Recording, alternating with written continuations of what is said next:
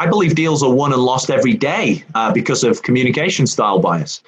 I believe there are customers who are instantly turned off by salespeople coming in and basically not giving them the information they need to be able to make a decision to use that customer's product or service.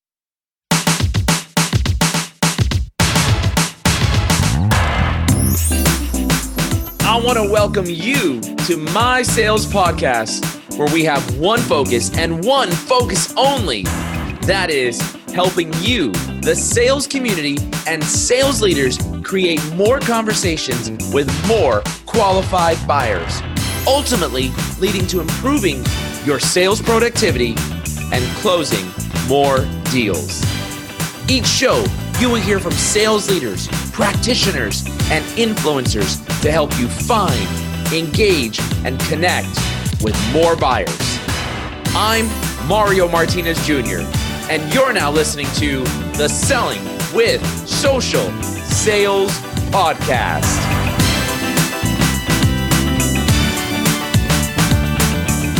Oh, man. Selling with Social Podcast listeners, I've got my friend, Mr. Paul Watts. And you know, Paul Watts, actually, you might actually know him because I was actually on his podcast, not once, but a couple of times, actually. And if you haven't heard the Sales Reinvented podcast, well, that's my boy here, Paul Watts. He is the host of Sales Reinvented podcast, also the CEO and a sales performance coach for his own company, Base Over Apex. And we're going to be talking about some really cool stuff about communication style, biases, and things that actually could stop you from building relationships right from the get-go or enhance building relationships right from the get-go. So, Paul Watts, man, welcome to the show. Thank you so much, Mario. It's my pleasure to be on the show. We've got sales folks, we've got sales leaders, we've got marketing leaders, sales enablement, we got business owners listening in. Do me a favor, please. Just tell our audience a little bit about you. I obviously talked about who you were, the podcast, and this, that, and the other, but tell us a little bit about yourself, man, and your background, where you came from, what you're doing, all that good stuff. Yeah, so a little bit of background. I started my career as an electronic engineer. I did that for about 6.5 years, 7 years, before I realized that I didn't want to be an engineer. Absolutely hated it. I remember going into work one day and opening up the newspaper, trying to figure out what am I going to do with my life. And I saw a vacancy for a sales engineer. And I thought, I could do that. Sales, I could do that. So I remember I prepared really, really well for the interview. I went for the interview and I didn't get it. I didn't get the job. I actually failed the curiosity test. I failed the curiosity test. Okay. Did you know that there was a curiosity test? No, I didn't. I was about to say, I didn't even know there was a curiosity test. And I failed it. So what happened? So what happened was during the interview, this is back in the day when interviewers could ask you questions that they're not allowed to ask you today, like, are you in good health? And do you smoke? And do you drink? I was a rugby player, so I drank. I didn't smoke. I was in pretty good health. And then the interviewer asked me, have you ever been bitten by a dog? And I said, yes.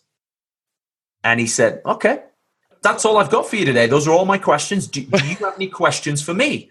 Well, that's so random. That's a pretty random question. Well, because he'd asked all the questions about my health, immediately my thought went, is he asking me that because he wants to know if I've had my tetanus shots? Now, if I'm visiting lots of locations, perhaps they want you to have your tetanus shots. So I said to him, I've been bitten by a dog, but I've had my tetanus shots. And he went, oh, okay. And he made a note of that. And I thought, oh, okay. And then he said, do you have any questions for me? And of course, the question that's going through my head is, why did you want to know if I'd been bitten by a dog? And I said, yes, I do. And I went to my prepared questions. I didn't ask that question. So all the way home, that question was going through my mind. It was really bugging me. And my girlfriend said, so how did the interview go? And I said, I thought it went really well. I answered all the questions. There was just one question that the interviewer asked me that threw me through a bit of a loop. And she said, well, what was that? And I said, he asked me if I'd ever been bitten by a dog. And she said, well, why did he ask you that? And I said, I don't know. Oh, damn it. I realized I should have asked. So I picked up the phone and I called him back. And I said, hey, it's Paul Watts. You interviewed me earlier. And he said, yeah. What can I do for you? Did you forget something? And I said, I did actually. You asked during the interview, you asked me if I'd ever been bitten by a dog. Why did you ask me that? And there was silence for a couple of seconds. And all of a sudden there was this huge laughter coming down the phone.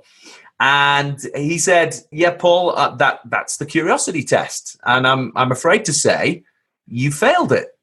So I thought for a second and then I stopped and I said, did I? Because you're there still asking. And he said, well, actually, I guess not. You know what, Paul? I'm going to give you half a mark for that. And I said, half a mark? I said, how many times has anybody ever rung you back and asked you this question? And he went, good point. You would be the first. And I said, well, surely that's worth 2 marks. And he laughed and he said, you know what, Paul? I'm going to give you 2 marks, but you're still not getting the job. And then he went on to explain why I wasn't getting the job. They were looking for somebody with sales experience. I had none. And he gave me some pointers for my next interview. But as soon as I found out how much sales engineers earned, I was leaving engineering. I was going to be a sales engineer. So I set about doing that. And I did that for the next 16 years. So no, sales has been a wonderful career. Now the question is are you more curious? Absolutely. I mean, the fact is that that thought was going through my mind. And what I learned is that there are no stupid questions except the one you didn't ask. That's a good point. Very good point. There are no stupid questions except the one you did not ask. Well, I mean, I was going to ask you, tell us something nobody would know about you by looking at your social profiles. I don't know. Maybe it's the curiosity that you failed the curiosity test. Was it that, or is there something more? You know what? That was actually going to be my story. Yeah, that's. I don't tell many people that story. I'm a huge proponent for being curious, but I don't like to point out that I myself failed the curiosity test when I was given the first opportunity to take it. So. I love it. All right. Curiosity test. So we as sellers, do you think we need to be curious? Oh, absolutely. I have a quote from my new book, Curiosity Killed the Cat, Not the Salesman. That's a great point. Yeah, definitely. We need to be curious. I think curiosity drives questions. And of course, if we're following a consultative sales approach, you can't ask too many questions. When's the new book coming? It's not available in stores yet. It's just a new workbook for our sales training programs. But the book, when it's in the stores, that's probably another 12 months away, I would suggest. I gotcha. Fantastic. Well, we're excited to see that come out. So you and I were talking in the pregame show. We were talking about communication styles and communication style biases. I just thought, wow, this is such a great topic for us to talk about with the sales leaders and sales reps because we've all had it. We've had great customers and we hit it off at the beginning, and we've had those that we didn't hit off. Talk to me about what is communication style bias. Let's talk about that first. Yeah. So it's interesting, Mario. The communication style bias is one of the most common barriers to sales success, and yet it's one of the least well known. Very few people are actually aware that it exists, and those that are aware, very few are actually doing anything about it to improve. So. Communication style bias in its simplest sense is you've gotten in front of a client, you're pitching them on your product or you're asking them questions. What you're saying to them just isn't resonating with that other person. And more often than not, the reason for that is that you are speaking in your primary communication style and the other person is listening in theirs. And effectively, they're hearing a different language. Think of communication styles as different languages. You're speaking one language and the other person is speaking another. It's as simple as that. Is this something that we as sellers need to be cognizant of and aware of? I mean, we've got clients today where, it seems like when we get on the phone, we're at odds with each other, right? And sometimes I interpret it as they believe that the way they want to do it is the right way, whereas we know the right way to do it because you hired us to do it this way. And so when we say no, you get irritated and you want to do it your way. I mean, that may be the reason why, but also I think there could be a problem with communication style. Talk to me a little bit about that. Yeah. So 4 different styles. The first one is driver. So there's 2 scales. There is the responsiveness scale and the assertiveness scale. So people who are highly assertive would be drivers and expressives. And people who are less assertive would be the analytics and the amiables. And then if we look at the responsiveness scale, we have people who respond to situations logically, and then we have people who respond emotionally. So drivers and analytics, they typically will respond logically to situations, and expressives and amiables would tend to be more emotive in their responses. So if you think about it like this, think about a driver. Drivers make logical decisions quickly. So, when they're making a sales pitch or when they're talking, they're very direct. They get straight to the point. They would skip over the pleasantries and the small talk, and they would get straight down to brass tacks, get to business. Now, imagine an amiable coming to that meeting, wanting to talk about the weekend and where are you going on vacation this year, and how's the family. Driver doesn't want to talk about any of those things. They've got 3 tasks that they need to accomplish during that meeting, and they're focused on those tasks. So that small talk is actually going to be very off-putting for the driver, and in some cases could even cause the amiable to lose the sale. And if you flip the script on that, if it was the driver selling to the amiable, of course the driver would come in and say, okay, so we're here today to talk about widgets. And the amiable is looking to get to know this person. They want to understand who they're doing business with. They want to hear about the family and the vacations. And the small talk is probably the most important part of the meeting for the amiable, and the driver's just skipped over it. That's communication style bias. You're not communicating in a way that is going to be well received by the other person. And of course, you're creating barriers, artificial barriers, which you may not be able to break down. Do you think that you could be both a driver and amiable, as an example? You're made up of all 4 styles. It's to what degree. So communication style bias is when you are really dominant in one style. So for example, if you were to take a test, and we have a simple test that you can take, it takes less than 10 minutes to complete. And at the end of the test, you basically can determine what percentage you are of each of the styles. If you're really dominant in one of those styles, then your bias to that style is going to be very strong, and your ability to flex into the other styles, your versatility in speaking the other language is going to be lessened the more dominant you are in any given style. So yes, I mean, you can be more than one style. We do see people who sit right in the middle, and it's really easy for them to flip between the different communication styles.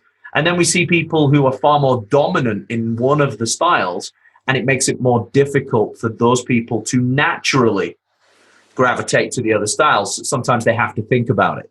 The interesting point, like when I think about what you were just talking about, like I always think of DISC, the DISC performance assessment. And it was funny because I'm a high DI, which is the dominant influence. And that's like the person on the dominant side, the person that places emphasis on accomplishing results, the bottom line, and it exudes confidence, sees the big picture, can be blunt, accepts challenges, gets straight to the point. But I'm equally right at the exact, it was like tied influence, like the person who places an emphasis on influencing or persuading others, kind of openness to relationships, always shows enthusiasm, likes to collaborate. And one of the elements that I remember it being was dislikes being ignored. And that's absolutely true. So it was like equal right there. Boom. I am that type of individual where it's like, if you want to get straight to the point, let's just cut to the chase. Or I generally like to try to learn and develop and build a relationship with individuals, like get to know them, right? So where I am, I'm literally on the other side of that same line. So where you're higher D and then second higher I, I'm higher I, second highest D. So I'm 1 point difference between the two. Mine was actually equal. D and I were equal. What's interesting is, and there's a very simple test to determine which one is dominant, and you can answer it really, it will put you in one of the boxes very simply. How do you behave under pressure? So if you're tied, if you're really, really close, if there's 1 point difference, if you want to be sure, do I belong in this box or this box? It's how you behave under pressure, which will determine which box you belong in. And it's your natural first instinct. It's not a learned behavior, it's your natural first tendency. So I'll give you an example. Drivers, under pressure, their natural first tendency, if they are experiencing a stressful or pressure situation that they've never seen before, so they have no learned tendencies, their natural first tendency is to take control. They will take charge. They will start telling people what to do, and they'll take control of the situation. So that's driver. The expressive, which would be the I, the expressive, natural first tendency under pressure is argue, blame, fight. It's any one of those three. If we go to the amiable, natural first tendency under pressure is to give in. I can't do this. It's too hard. I give up. It's too hard. And then the analytic, natural first tendency under pressure is to withdraw.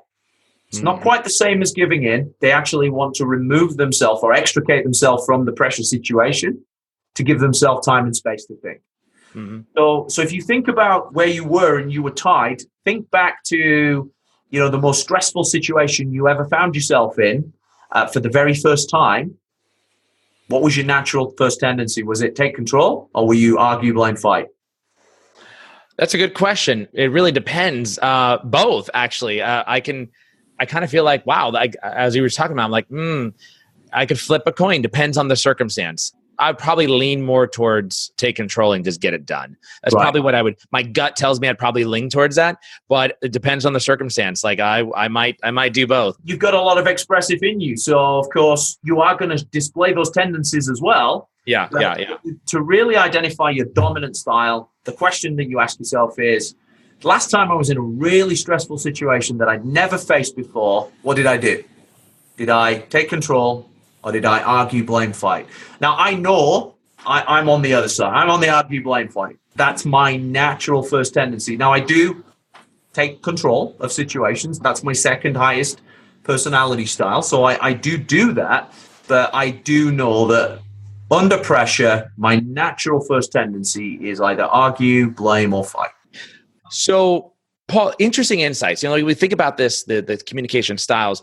Do you think it affects sales performance? Like either A, not understanding your style, or B, not interpreting what the customer's style is. Can it affect sales performance? Absolutely. I believe deals are won and lost every day because of communication style bias. I believe there are customers who are instantly turned off by salespeople coming in and basically not giving them the information they need to be able to make a decision to use that customer's product or service. So, it was interesting. I remember talking to the vice president of sales for an airline and the president of sales. And we were talking about communication style bias. I think we had a lunch and learn, and he brought some of his team in and we talked about it. And at the end of the discussion, the president and the VP were looking at each other and they were laughing. And he said, well, what are you laughing at? And the VP of sales said, I wish we had this lunch and learn a year ago, because I've been trying to convince my boss that we needed a CRM system, a world-class CRM system for the last year. And my pitch was, well, Air Canada's got Salesforce, so we need Salesforce. So he was using a reference and a testimonial of a big airline that was maybe one of their competitors that was using the CRM that he wanted to use. And his boss was very analytical, very data-driven, and he didn't care one iota that Air Canada was using it. What he wanted to know was, how much was it going to cost to implement? How long was it going to take to implement? What was the return on investment likely to be? What kind of adoption could they expect? How is this going to improve their sales cycle? Would it speed up or shorten the sales cycle? Would it increase their chances of success? He was thinking about data and numbers. And every time the VP of sales would make the pitch, the president would ask him for information. He would go away, he'd get the information, but only the bare minimum. And he would come back, and then the president would ask for more information because he wants data. He wants all the data. So if the VP of sales had just recognized that he was talking to somebody who was very analytic and had changed his approach from pitching him using stories and references and testimonials, and instead had just come armed with data, fact, information, They could have made that decision in a month instead of 12 months. So, and that was an internal sale. So, I mean, that is happening every single day between clients and their salespeople. You mentioned that I think you said you have a link that people can go and they can get their personality test or profile. Is that something that you offer or have, or where can someone go to find out? So if you want to know, what we can do is happy to provide you with our little assessment tool. It's just a little PDF, and you can give them a link, download that self-assessment tool, and they can take it themselves. Okay, yeah. Well, for all of our listeners, we'll definitely put that into the show notes, because I think you're talking conceptually speaking about communication styles. And the challenge that I see is that a lot of sellers don't, first off, know where to go to find out what their communication style is.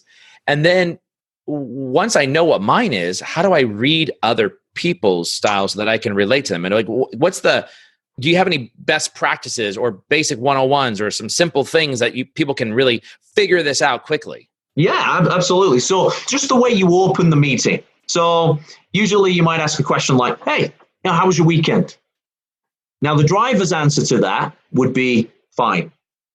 The analytics answer to that would be fine. Because they're not there to talk about their weekend. They're not there to talk about anything other than what's on the agenda. So it's going to be a very short, concise answer. Now, if you ask the expressive, so, hey, how was your weekend?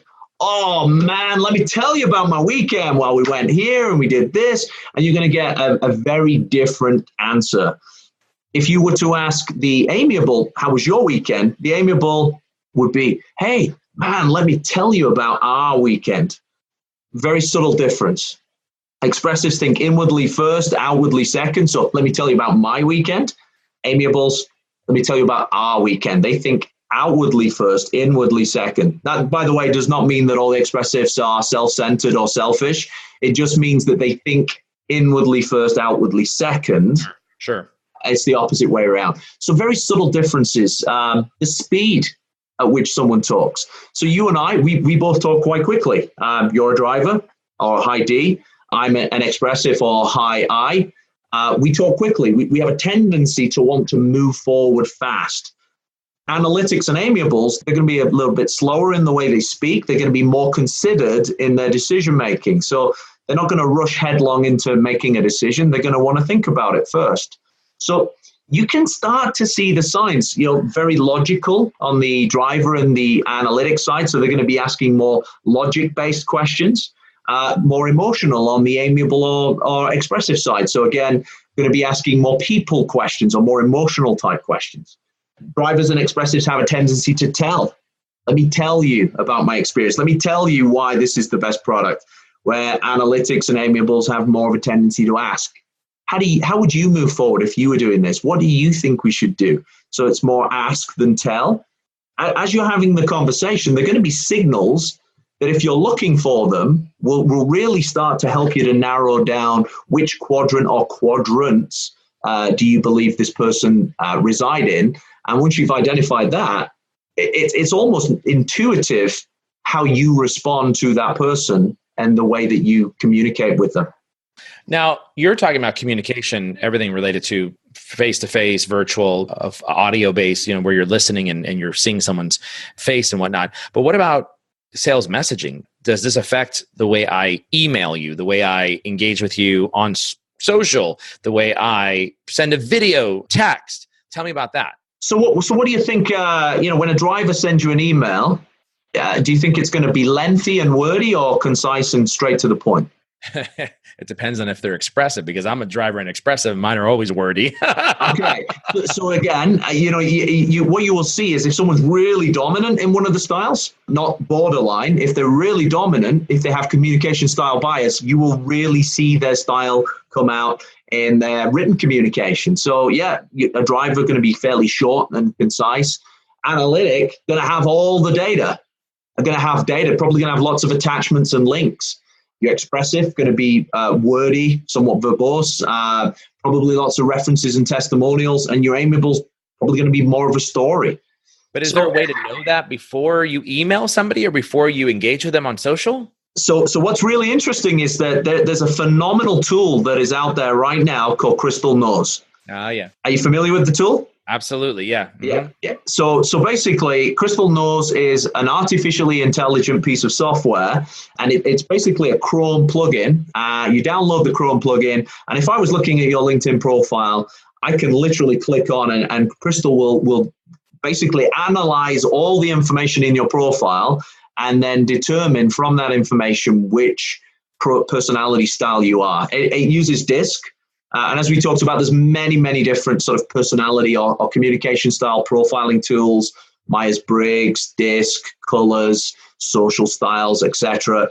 But they're all measuring the same thing, that responsiveness and assertiveness. So, if you think about those two traits, all of them are measuring or quantifying those traits. So whichever box they put you in, you could basically work it back from D, high D being driver, or red, or if we talk birds, eagle. So you can identify very quickly which style that person is.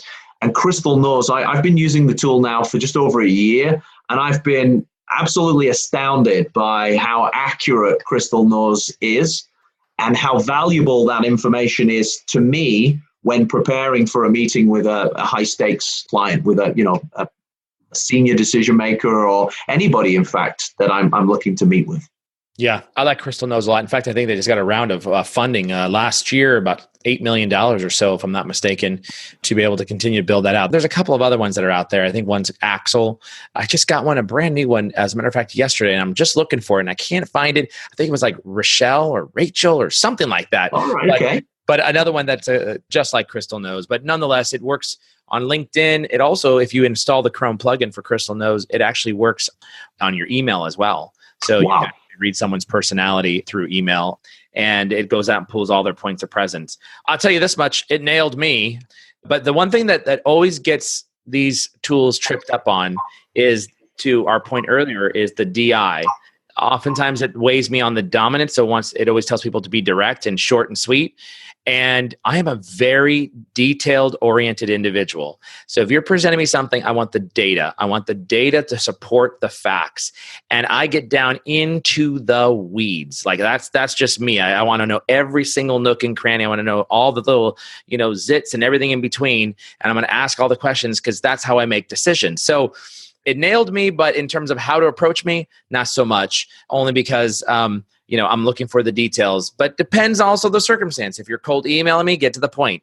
If you're reaching out to me and asking about certain, whatever it might be, give me more details, more data, and I want to understand, right? So nonetheless, it's a great tool. And if you're not using it, it's Crystal Knows is actually part of our training program that we use, or for our Selling with LinkedIn training program. So it's one of the tools that we do recommend. So utilizing like a Crystal Knows can then help us to do what? Can now, for sales messaging, start applying a different style of messaging? Is that the idea? Yeah. Think about planning or preparing for a meeting with a client. You've identified there's 3 key stakeholders that are going to be at that meeting. One of them's a driver, one of them is an expressive, and the other one is an analytic. So in knowing that ahead of time, we can prepare our messaging so that it's going to resonate with those 3 styles. And I would recommend preparing your messaging so it resonates with all 4 styles, and always cover all 4 bases. So driver, key facts. They don't need all the facts, they just need the key facts. So give them 3 to 5 key facts and have those facts ready, prepared to be able to deliver for the driver. For the expressive, references and testimonials. Really, really important to expressives, especially if it's somebody that person respects or admires. So if you recognize, for example, that you've got a common connection, and that common connection happens to be a client of yours that's used that product or service before, then reference that person. Ask that person if they'd be willing to be a reference for that product or service to this person. So prepare a really good reference or testimonial. For the amiable, have a story. Have a story for how your product is going to help the people within the organization, and how it will help that person in their role. And then, of course, for the analytic, make sure that you have all the data, or you at least promise to be sending all the data and all the facts and information for them to digest in their own time, in their own space, away from the meeting. And then, of course, if I know who's going to be there, and I know roughly what the decision-making criteria is, I could start to plan, is this a meeting where I'm going to be asking for the order? Or, if they're weighted more on the introverted side, they're going to want to take their time. So again, not to apply too much pressure, to be able to read the room. So again, just helps me to prepare for that meeting. Mario, what some companies do, and I know we're talking a lot about sales, but I know a lot of your listeners are leaders in organizations. Communication within your own organization is often just as important as communicating with our customers. I am aware that there are many companies that what they do is they'll run a DISC report or a social styles assessment on every single person in the organization. And then they'll actually put a color on the cubicle or office door of that person. So, if analytics yellow and I come running up to your office and I've only got a couple of sheets of information, yellow, better go get some more information. Right. Red, better be more direct. I haven't got any facts. Let me go get some key facts. Green, need more references and testimonials. So again, it really does help organizations to communicate more effectively internally. How leaders coach those different styles is going to be different. How they diffuse tension between styles is going to be very different. So it's a communication tool, and it's going to make organizations far more effective if they can communicate effectively internally and externally with their internal and external customers. So in the absence of information from, say, a tool like Crystal Knows, what should a seller do as their primary default when extending outreach to a potential buyer? What should one do? Should it be short and sweet is always best, or messaging wise, that is? For me, and this is a difficult question for me to answer, because I don't think I would ever find myself in a situation where I didn't have some idea as to the style of the person that I was reaching out to, because that's something I'm very conscious of. So for me, I do try to tailor the messaging to the style that I believe the person is. I would have looked at their social profiles. I would have got a sense of, are they verbose? Are their posts very wordy, or are they quite concise? Do they typically get to the point? But in some cases, though, Paul, and we see this, sometimes upwards of as much as 50%, where your target buyer is not active on any social platform. It doesn't have anything going on in terms of shares, likes, comments, any of those types of things.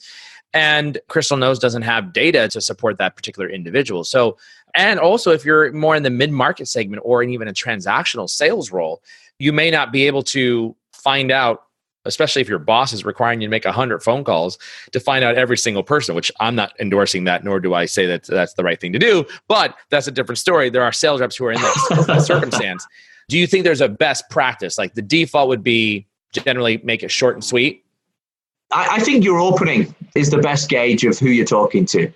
Hi, my name's Paul Watts. I'm calling from base over Apex. How's your day? It's fine. My day's going really well. I think, depending on the shortness of the answer, that might give me my first clue. I would probably try and adapt and adjust to the personality of the person that I was talking to.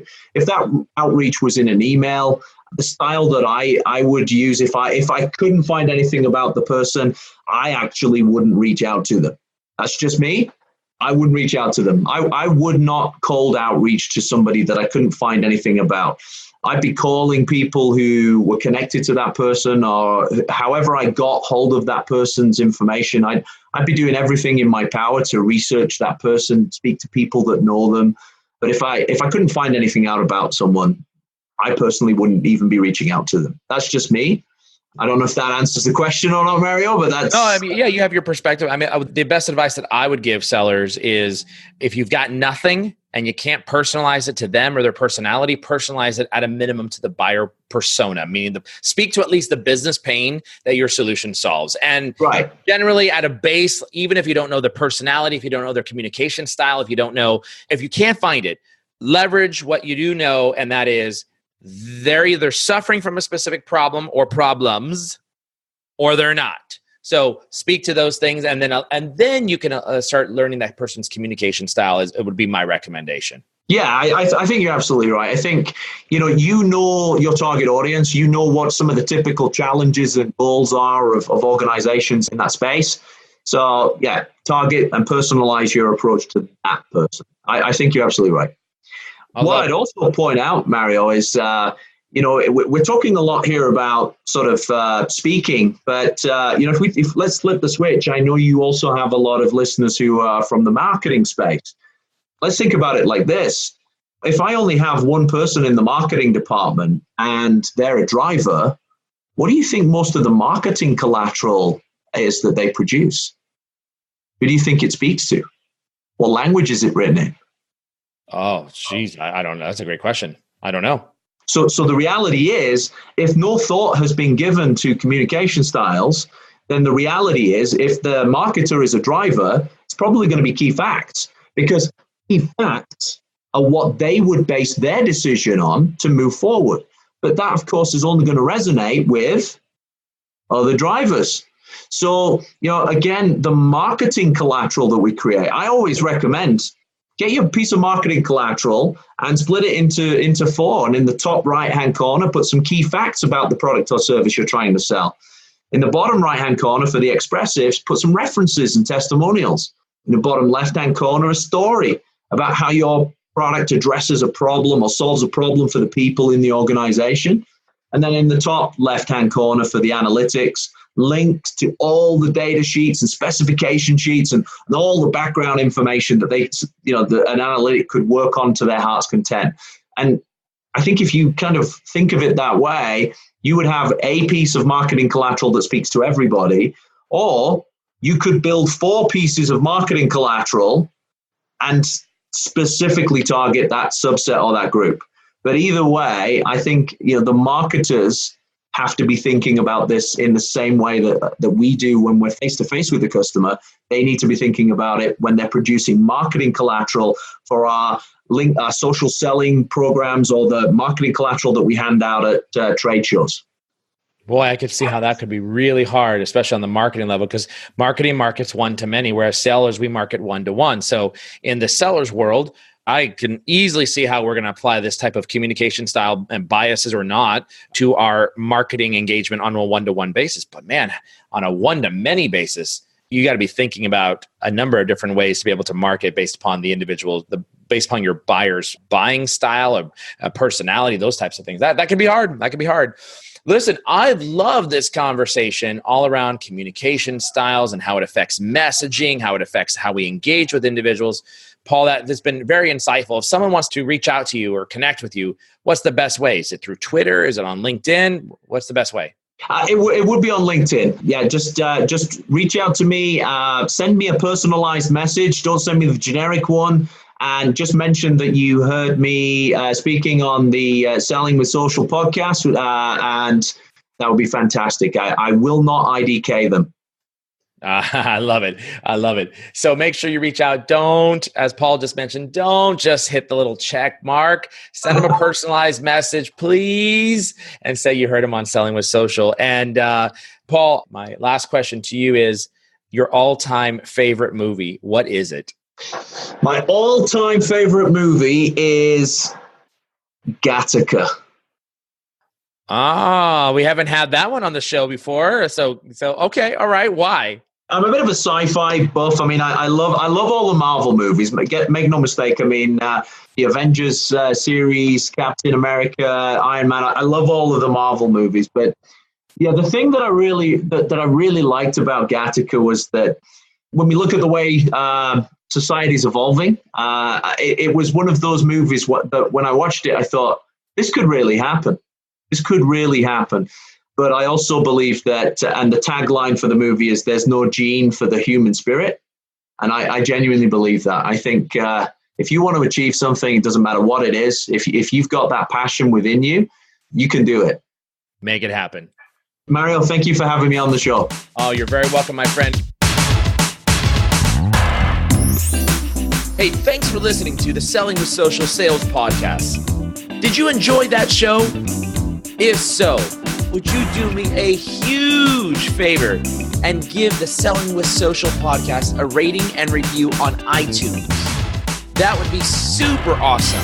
Also, if you want to easily find our show, just go to vengresso.com. That's ENGRESO.com and click on podcast. From there, you'll find the Selling with Social podcast. Thanks for listening in. And until the next show, be awesome. Mario Martinez Jr.